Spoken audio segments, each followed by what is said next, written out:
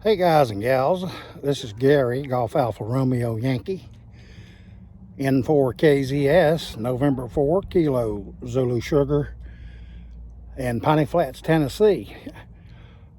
Just wanted to show a video of a 80/75 meter full wave German loop that we talk about a lot on the Friendly Bunch on 3919, and thought I'd take some video of mine and the way I put it together. KB4ABJ Bobby in Martinsville, Virginia, is the one that passed the little simple schematic on this particular antenna, and he's got it and can text it to you and all that good stuff. Get the information to you. We talk about it a lot on 3919. But anyway, we'll start out and let's see. Okay, I've got the camera flipped now, and this is where my cables, coaxes, come out of my shack, and come up here, and most of them will go up. They're feeding the VHF 50 meter or 6 meter antenna and everything. I got it on this pole with a winch motor rigged up where I can run the winch and pivot this aluminum mast down. But anyway, getting back to the loop antenna. So the coax runs over here behind my tomato bed boxes behind the shack and goes into the ground there. Then I've got it coming out of the ground right here, and you'll see right here is where I've made a connection to the ladder line. Okay, you can buy a connector that you can put a PL connector on and have it where you can disconnect and connect this in case you ever want to come out and put a antenna analyzer on it. Makes it a lot easier. I've got mine just wired in and sealed up with weather tape. But anyway, this ladder line is part of the got a flag on it there, so the lawn people won't run through it. It goes up and feeds in. Oh gosh, let me get back a little bit here so I can get a shot of that. It goes up and feeds in to the copper wire. That's a number 12 copper wire, stranded wire up there. There's a see if I can, there's a bone insulator up there. Okay, now what I've got holding this antenna up is I've got flagpoles. Okay, they're 27-foot, 30-foot flagpoles I bought from Walmart. Dig a hole, and there's a piece of PVC pipe that you level out in the ground, throw you some concrete and water around it, and let it sit up, and these poles just sit down into that conduit. So up at the top of the pole, we come in, and like I say, there's a spring, a pull spring coming off the bone insulator there, and I highly recommend using a pull spring because during wind, then it's going to keep your antenna up, let it give some, and not pull on your poles and stuff. All right, Now up there, I've got a pulley. If you'll see there, there's a pulley right there. All right. And then I got a wire coming down from the pulley. It comes down. All right. Now you see what I did there? I took a hose clamp and I put one of those anchor, like a rope anchor thing, on the pole, and I just winded the wire, the excess wire, up on that. That way, if I want to come out here and I need to let it down, I can unwind it here, and it goes through the pulley, and the antenna drop down, and I can check my wiring stuff on it. Okay, if you notice, also, what keeps the aluminum pole, flagpole, from bowing over, there's another wire that comes off down here as a guide cable, and it's just simply hooked. I got it hooked in over here to one of the tomato plant boxes. That keeps the pole pulled straight up. Remember, the pull string up there takes all the tension on the wire on the antenna. Okay. Now what I did, I got out here. I've got 4 of these poles. I got out here and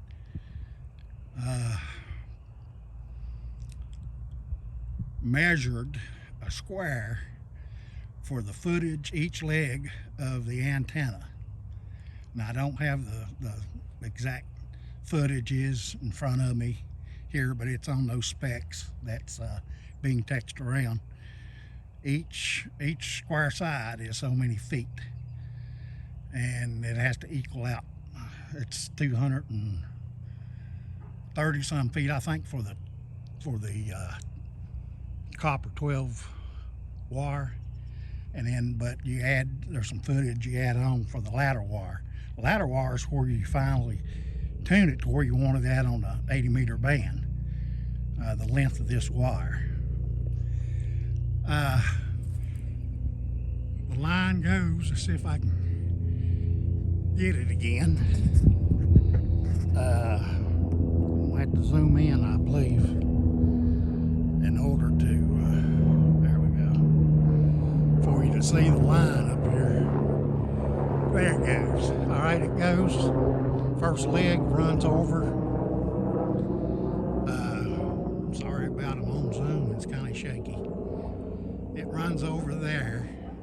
You'll see another insulator and pull spring. And let me walk on over that way a little bit.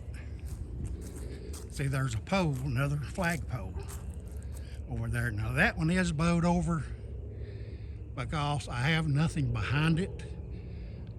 The public road is right there at the curb.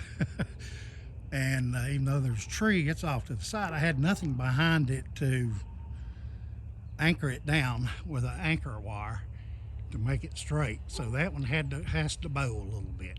Doesn't hurt it.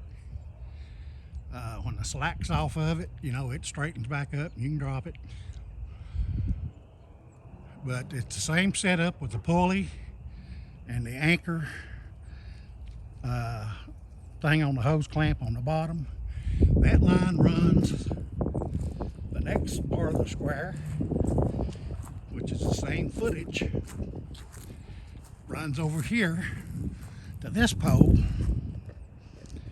I know it's shaky, I'm sorry, but I'm on Zoom. Over there. Now that one, I use that pine tree right behind it there to anchor it and keep it fairly straight. But it's the same setup. It has the pulley, it has the bone insulator that the wire runs through, and it runs through right at the exact measure point for it to corner out. And then it runs over here. All right, now this one, I've got a long feed wire on it coming from the pole because part of this deal was a flagpole. So I told my wife, I said, well, I'll put up a lit flag. It's got a solar light on top of it. And that'll be the fourth pole, and it's over next to the gazebo. So that gives us a flag in the yard. So I gotta, a go for the antenna because it's getting the flag at the gazebo. But anyway, with me not on Zoom, there's that other antenna I zoomed on. And what I just did on it was run, and let me go to Zoom again. I just ran a little longer wire from that flagpole out from that pulley. It's the same setup pulley. And right here's the spring. It's hooking into the bone insulator. And the cable comes in and angles there. And then it's coming back. Get about halfway and zoom. It comes back, runs, oh, the sun's gonna kill me there, runs right back to that first pole that we started at. So these flagpoles, I got the flagpoles at Walmart. They shipped them free to my front door, all in a box. And they're telescopic. They're made to be out in weather, not corrode and all that stuff. But to do one of these antennas and to use trees in your yard, those trees are going to have to be in the right spots to be able to square this thing out. So it's hard to do. I mean, if you can do it, that's great. But if you can't and you really want this antenna, it's a great antenna. I've got on the other side of the shack there up in the trees, I've got a W5GI mystery antenna that I thought was awful good antenna, but it just doesn't compare, I know, on the receive side of this German loop, and all the difference in the world.